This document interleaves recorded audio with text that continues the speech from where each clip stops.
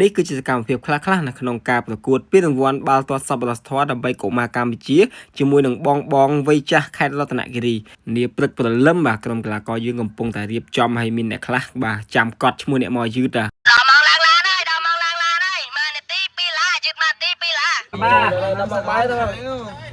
បាទតំឡើងឡានបានផ្លែតទេឥឡូវដល់ម៉ោងបាយបាទអញ្ចឹងយើងក៏បានចុះញ៉ាំបាយបាទសូមកុំចាំសាប់ពេលនៅចិត្តមានយ៉ាត់វាឈឺខ្លាំងសូមអណៃបាទអញ្ចឹងបន្ទាប់ពីធ្វើដំណើរអស់ជាច្រើនម៉ោងយើងក៏បានមកដល់ទីតាំងហើយយើងក៏បានឃើញបងគាត់កំពុងតែធ្វើម្ហូបបាទប្រចាំតំបន់បាទគឺទទួលយើងបាទមានដូចស្រាពីងបាទមានអីហើយបន្ទាប់ពីញ៉ាំអីហើយយើងក៏បានមកជិះខ្សែរ៉កបន្តិចបាទគឺខ្សែរ៉កយើងនៅឯបឹងកន្សែងបាទឃើញក្នុងរឿងឃើញមែនតើនេះមើលឃើញក្នុងរឿងភ័យអត់ដឹងអត់ដែរលើកទី1ដែរជីនេះអូយស្រីអញ្ចឹងបាទដល់ពេលវេលាដែលយើងបានមកដល់ទីតាំងកន្លែងគេងវិញហើយយើងកំពុងតែរៀបចំបាទមើលទីតាំងកន្លែងណាដែលយើងអាចបោះតង់បានហើយឥឡូវនេះយើងបានឃើញទីតាំងហើយគឺថាល្អមែនតើបានបោះតង់ជុំគ្នាបាទនិយាយទៅក្បែរគ្នាទៅស្រួលស្ដាប់សំឡេងស្នូអីផ្លែអញ្ចឹងណានិយាយលេងបងប្អូនបាទឥឡូវនេះគឺថាយើងកំពុងតែរៀបចំតង់បណ្ដាហើយការងារអីផ្ទះនៅពលតុបដេកផ្ទះស្រួលអញ្ចឹង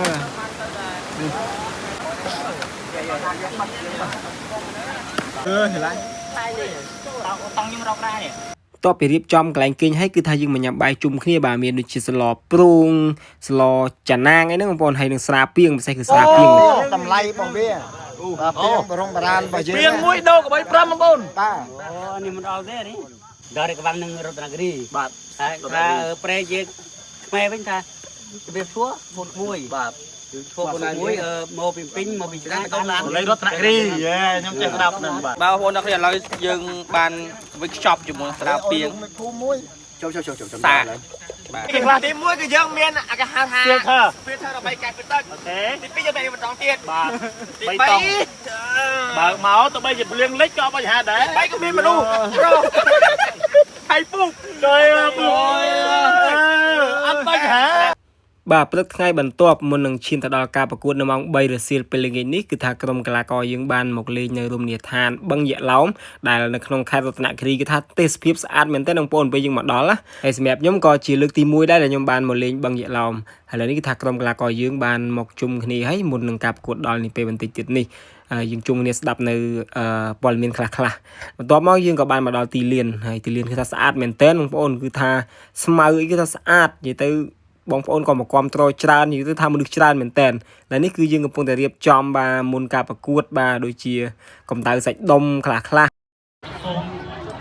គោរពសូមជា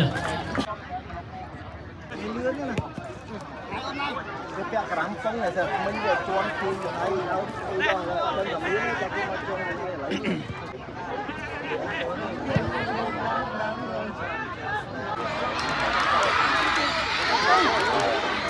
ឥឡូវប៉ះបាល់ល្មិចអើយ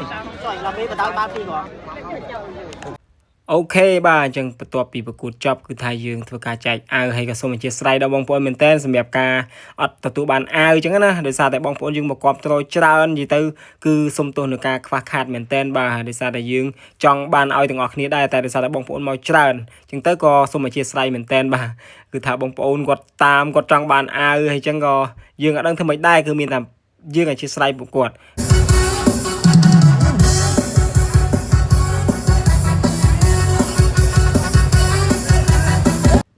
ឃើញរំអញ្ចឹងគឺថានេះគឺជាពេលវេលាដែលយើងមកញ៉ាំអាហារសាមគ្គីជុំគ្នាជាមួយនឹងបងកីឡាករក៏ដូចជាថ្នាក់ដឹកនាំទាំងសងខាងហើយអរគុណដល់បងខាងខេត្តរតនគិរីគឺគាត់បានទទួលយ៉ាងកក់ក្ដៅហើយពួកខ្ញុំក៏សប្បាយចិត្តដែលបានមកដល់ទីនេះខេត្តរតនគិរីបាទគឺសប្បាយចិត្តមែនទែនហើយបន្ទាប់ពីយើងចប់កម្មវិធីបាទយើងមិននឹងចូលគេងក៏យើងបានដាក់អាហារចូលគេងមុនចូលគេងបន្តិចកម្មវិធីទាំងអស់គ្នាសម្រាប់បងយើងអស់គ្នាណាចឹងសូមជួយសបផ្សាយហើយមានតែខលទូរស័ព្ទលឺសូហ៎លឺណាលឺសូរោកាន់3ហ្នឹងណាយើងមកតន់នេះមកតន់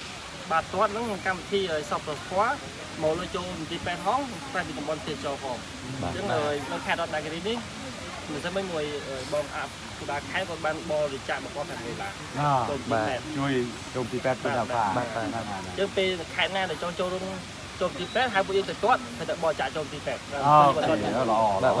បាន ហើយពេលម្ដងទៅយើងជិតដើរលេងនៅតំបន់ទេចយើងផ្សព្វផ្សាយទៀត ហ្នឹង យើងមកទៅយើងបាន4 5កន្លែងហើយយើងផ្សព្វផ្សាយរហូតហ្នឹង ជួយគ្នាណាហើយជាពិសេសជួយផ្សព្វផ្សាយដាក់នៅក្នុងនេះហ្នឹងដាក់រដូវកាលបៃតងទេសចរក្នុងរដូវកាលបៃតង Green Season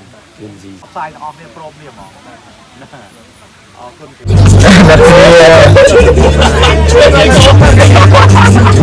nhớ đau lắm bây giờ